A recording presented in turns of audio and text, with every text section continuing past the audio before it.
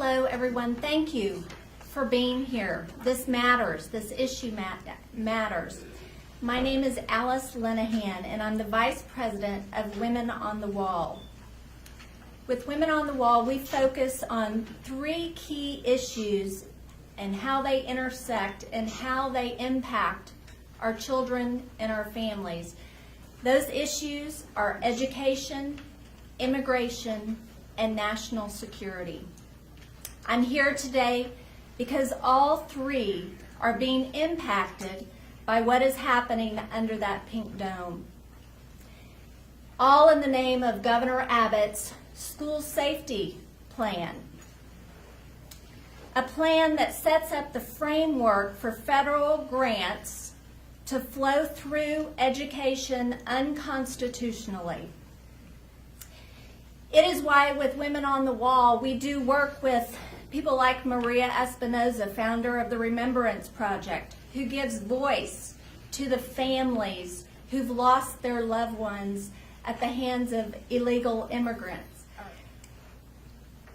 Now what we're saying today is that the same people who are funding and pushing that invasion from outside of our borders are funding this inside our borders.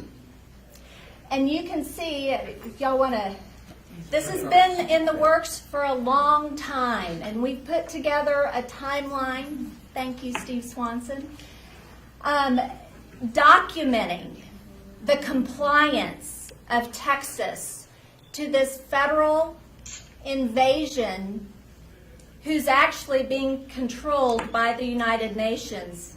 And the proof for that is the fact that Secretary of Education Betsy DeVos signed on with the United Nations just in the last several months. So this timeline is not only a federal invasion, but it is in fact a global invasion.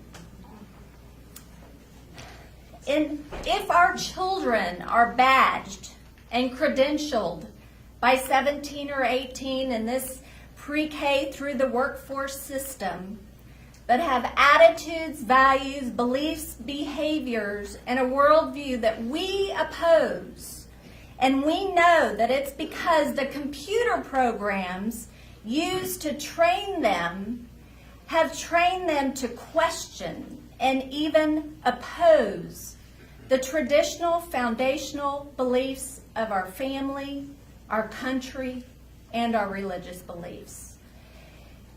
Is that really a solid academic education that will serve our children and their future well?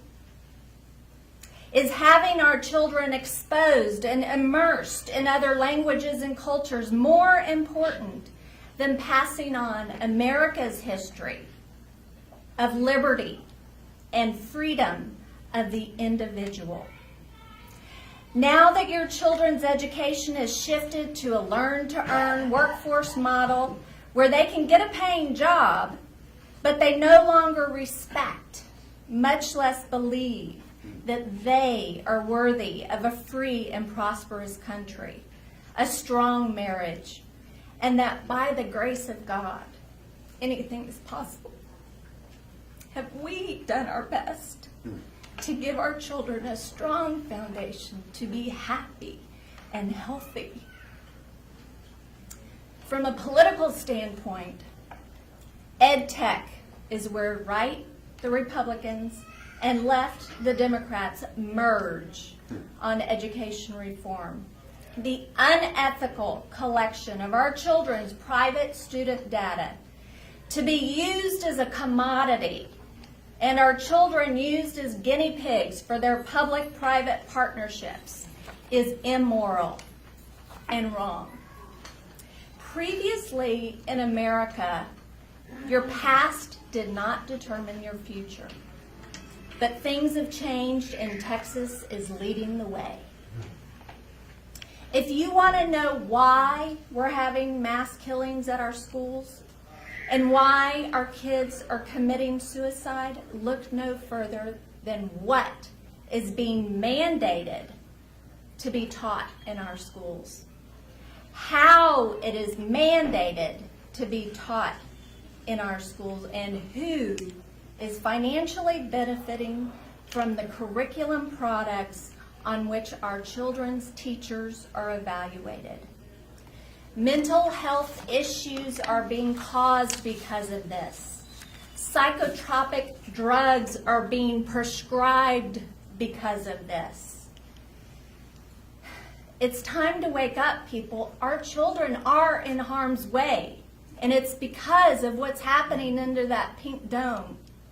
There are multiple federal and state laws already expanding the longitudinal database to collect and share personally identifiable information on our children. Essentially, they've set up a system that's locked in place on students, or to collect students from preschool through the workforce. All these people pushing social, emotional learning and mental health in the classroom, whether they know it or not, are leading America and our children to the same end game. In this new age of artificial intelligence, through so-called evidence-based policymaking, it is being used to turn our children's minds into a new form of capital via predictive analytics technology.